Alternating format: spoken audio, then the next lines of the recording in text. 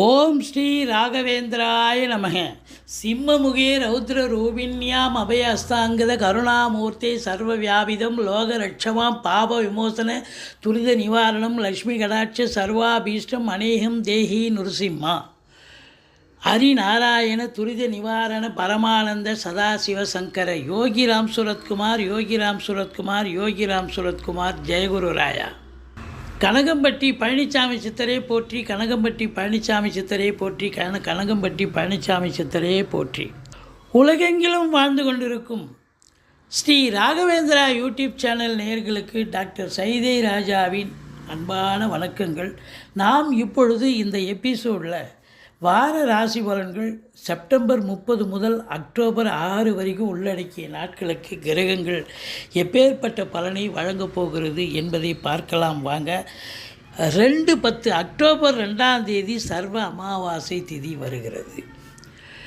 இதுவரைக்கும் எங்கள் சேனலை பார்த்து கொண்டிருக்கும் அன்பர்கள், சப்ஸ்கிரைப் செய்யாதவர்கள் சப்ஸ்கிரைப் செய்து கொள்ளும்படி கேட்டுக்கொள்கிறோம். ரைட் சைடில் சப்ஸ்கிரைப் இருக்கும், பெல் பட்டன் இருக்கும், ரெண்டுத்தையும் ப்ரெஸ் பண்ணிங்கன்னா அடுத்த நொடியே எங்களுடைய வீடியோ உங்களை நோக்கி வர துவங்கிவிடும். வாங்க ராசிக்குள் செல்லலாம்.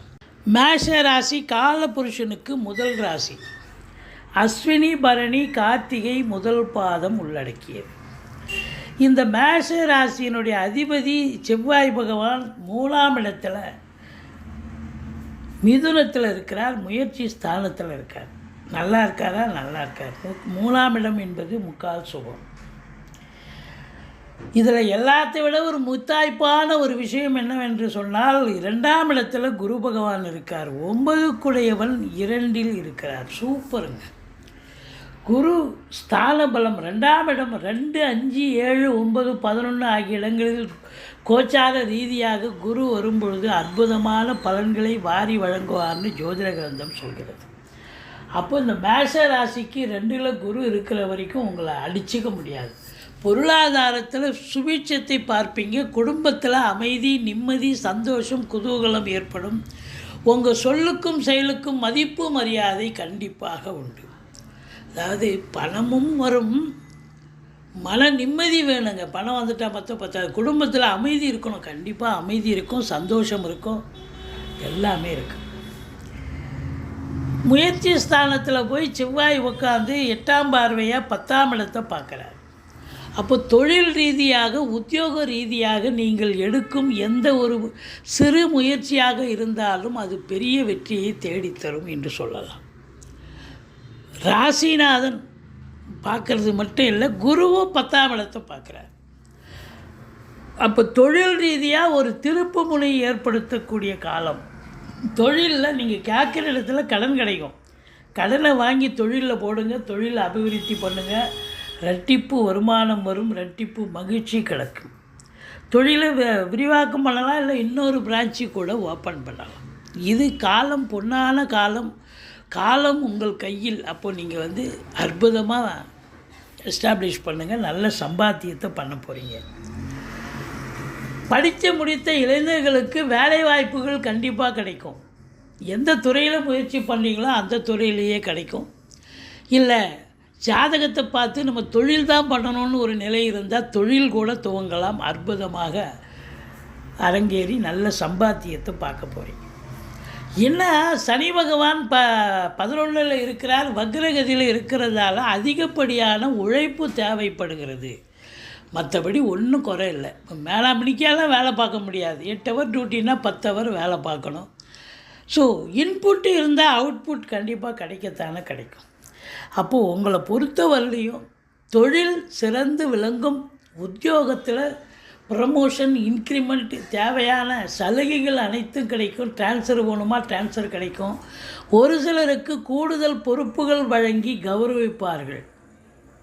அப்போது இது அற்புதமான நேரம். பாருங்கள், உங்களை பொறுத்தவரையிலையும் ராகு பகவான் 12ல் இருக்கார். 12ல் ராகு இருந்தால் வெளியூர் வெளிநாட்டு பயணம் அனுகூலத்தை தருமா? அனுகூலத்தை தரும். தாராளமாக நீங்கள் வெளிநாடு போகணும், உயர்கல்விக்காக போகணும், உத்தியோகத்துக்காக போகணும், இல்லை சொந்த தொழிலுக்காக போகணும். எதற்காக சென்றாலும் நீங்கள் சாதிக்கக்கூடிய நேரம் இது அப்படின்னு சொல்லலாம். உள்நாட்டு வாணிபம், வெளிநாட்டு வாணிபம், ஏற்றுமதி இறக்குமதியாளர்கள், ஷேர் மார்க்கெட்டில் இன்வெஸ்ட் பண்ணுறவங்க, ஸ்பெக்குலேஷன் பண்ணுறவங்க, ஆன்லைன் பிஸ்னஸ் பண்ணுறவங்க, ஹோட்டல் பிஸ்னஸ் பண்ணுறவங்க, இவங்களுக்கெல்லாம் சிறப்பான காலம். இந்த ட்ரேடிங் ஏஜென்சி வச்சுருக்கிறவங்க, கம்ப்யூட்டர், லேப்டாப், எலக்ட்ரானிக்கல் கூட்ஸ், இதெல்லாம் சேல்ஸ் அண்ட் சர்வீஸ் பண்ணக்கூடியவர்களுக்கு சிறப்பான காலம். இந்த ராசியை சனி பகவான் பார்க்குறாரு, அது ஒன்று தான் மைனஸ். உங்களுக்கு மந்திரிச்சு விட்ட மாதிரி இருப்பீங்க, டென்ஷனாக இருப்பீங்க. ஒரு சிலருக்கு தேக ஆரோக்கிய குறைவு ஏற்படலாம், மற்றபடி குறைவொன்றும் இல்லை. இந்த 5ஆம் இடத்தை குரு பார்க்குறது ஒரு குறை தான். பிள்ளைகளுக்கும் உங்களுக்கும் இடர்பாடுகள், கருத்து வேறுபாடுகள் வரலாம். பிள்ளைகளுக்கு உடம்பு முடியாமல் போய் மருத்துவமனைக்கு செல்ல நேரிடலாம். பூர்வீக சொத்து யாராவது ஆட்டிய போகிறதுக்கு இருப்பாங்க. நீங்கள் குலதெய்வ வழிபாடு, ரிஷிகள், முனிகள், குருமாருடைய ஆசீர்வாதம் பெற்று சென்று வாருங்கள். தலைக்கு வர்றது தலைப்பாயிட போகும். மற்றபடி உங்களுக்கு தேனாறு பாலாறு ஓடும். ஏன்னா பணம் பல வகையில் பையை நிரப்பக்கூடிய நேரம் இருந்தாலும் உங்களுக்கு சந்தோஷம் என்பது ஒரு துளியும் இருக்காது. இந்த சீட்டாட்டம், race, lottery, speculation, share market போன்ற இனங்களில் ஈடுபாடு உள்ளவர்கள் கொஞ்சம் எச்சரிக்கையாக இருக்க வேண்டும்.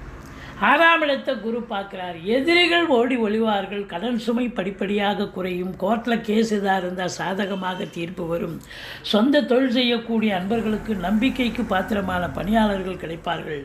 பத்திரிகை துறை, எழுத்துத்துறை, மீடியா துறை, அச்சகத்துறை, பிரிண்டிங், மற்றபடி டாக்குமெண்ட் ரைட்டர்ஸ், ஆசிரியர்கள், கற்பனைவாதிகள், டைரக்டர்கள், ஜோதிட அன்பர்கள், வழக்கறிஞர்கள், இவங்க எல்லாருக்குமே ஒரு பொற்காலம் என்று சொன்னால் மிகையாகாது. நினைக்கிறத சாதிக்க முடியும். அதுதான் புதன் சூரியன் சேர்க்கை, புதாதித்ய யோகம் ஏற்படுவதால் கல்வி நிறுவனங்கள், கல்விக்கூடங்கள், கல்வியாளர்கள், கல்வி பயிலும் மாணவ செல்வங்கள், இவங்களுக்கெல்லாம் ஒரு அற்புதத்தை தரக்கூடிய நிலை.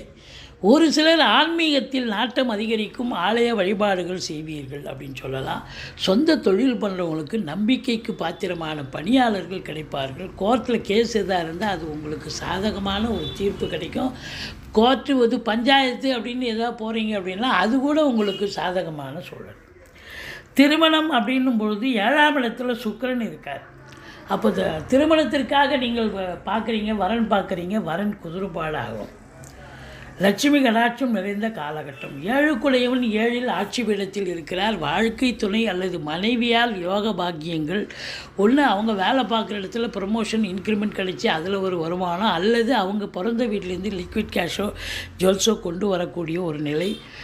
வாரிசு இல்லாத குடும்பங்களுக்கு உங்களை வாரிசாக நியமித்து அவங்களுடைய சொத்து பத்து நகை நட்டு லிக்விட் கேஷ் உங்கள் பெயருக்கு மாற்றி எழுதக்கூடிய விபரீத ராஜயோகம் கிடைக்கும். ஆராய்ச்சி கல்வி படிக்கிறவங்களுக்கு சிறப்பான காலம். போலீஸ், காவல்துறை, இந்த சிபிசிஐடி, துப்பறியும் இலாக்காவில் இருக்கிறவங்களுக்கெல்லாம் ஒரு பொற்காலம்.